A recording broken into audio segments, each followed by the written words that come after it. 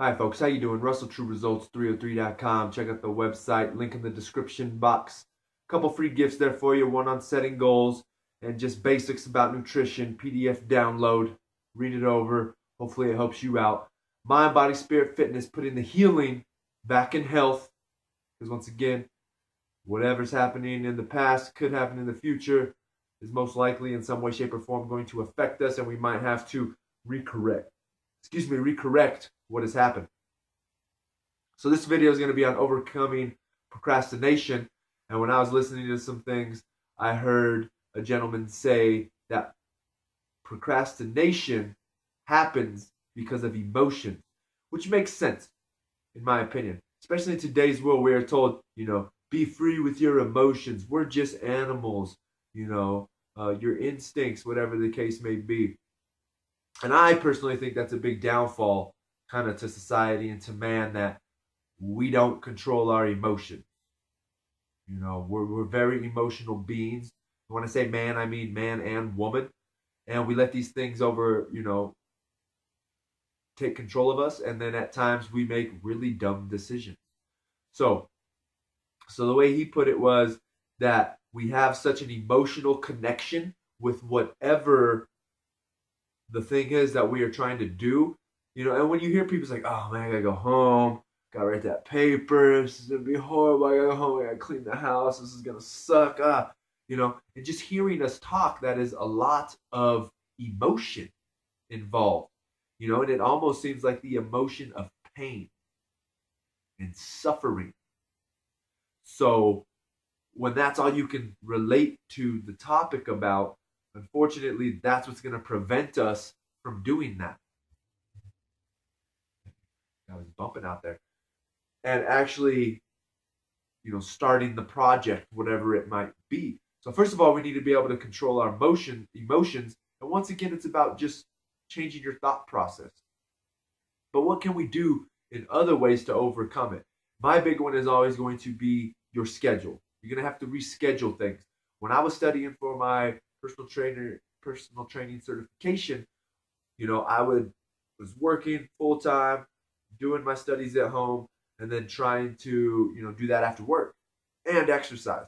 And it wasn't working out for me. I couldn't do it. I'd go to work, I'd hit the gym, I'd come home, I'd start reading, fall asleep. Wasn't getting anything done. I had to adjust my schedule.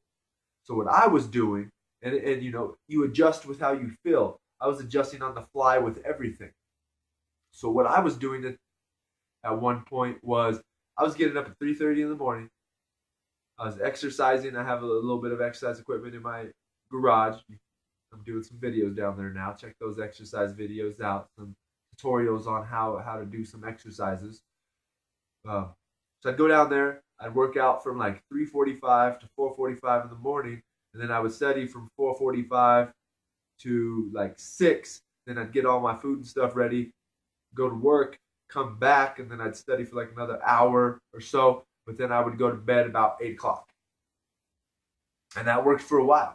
And it's funny because on a Saturday I was walking around the neighborhood, and there was a guy, and he looks at me and he's like, you're from that house right there, right?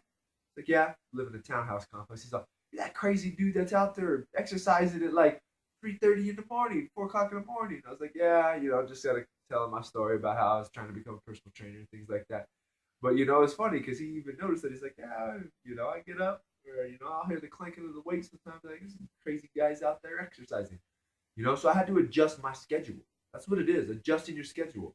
The funny thing is if you have children, even younger children, you usually put them to bed by 8:30 anyways. And they're not getting up till 7 o'clock, 5, 6 o'clock in the morning.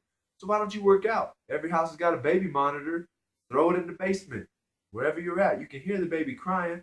Work out. Go attend to the baby at the same time. Just give yourself the schedule that the baby's on. What does it really matter? Turn off that TV. You don't have to watch that show till 6 o'clock, 11 o'clock at night. So then it's just adjusting your schedule to what's going to work best for you. For me, I've realized that in the morning, there's less distraction and you can get things done. That's why I like to wake up between 4:30 in the morning, do my readings. That's why these videos are unfortunately kind of in a dark room in the living room. It's dark. The sun's not out. I apologize if the lighting's bad, but for me, it's when I have time to do these things.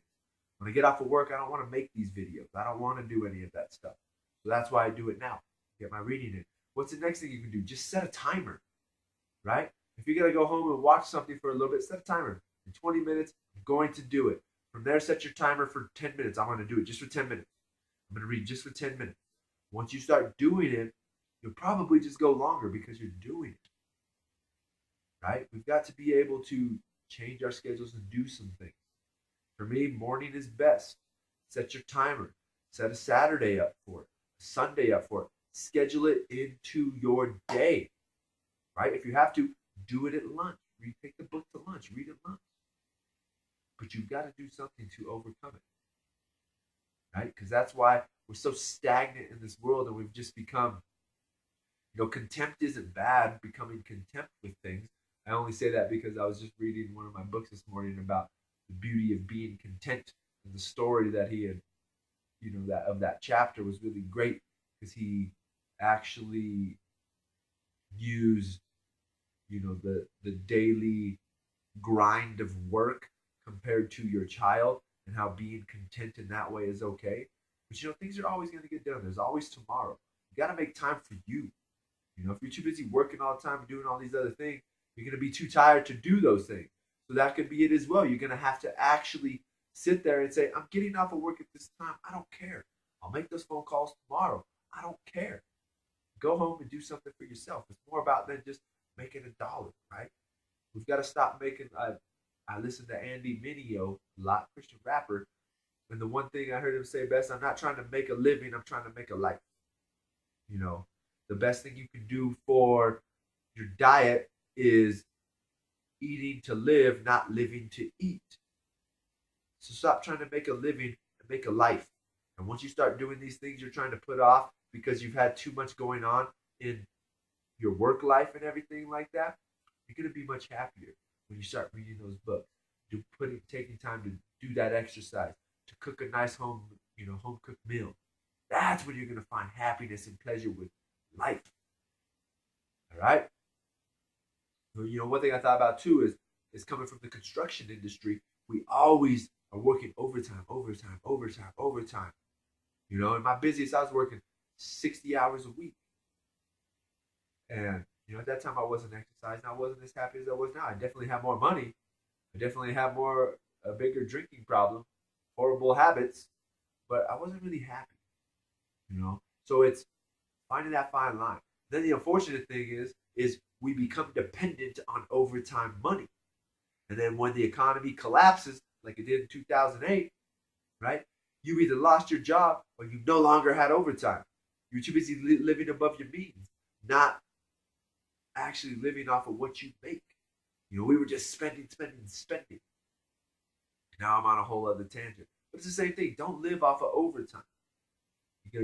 See what your normal pay is, live off of that, put something in savings. That's the same thing with your willpower, right? You only got a certain amount. You can't extend it any further.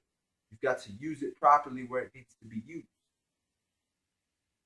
All right? So a big tangent there. I apologize. But once again, you got to get to these things, these to-do lists, and reading that book, and finally starting that exercise. That's what's truly going to make you happy. That's what's truly going to help you in life. Overcoming that procrastination, making your life better, right? Your life better, not making a living, making your life better. So once again, I hope this helps. Subscribe to the channel, share and like these videos.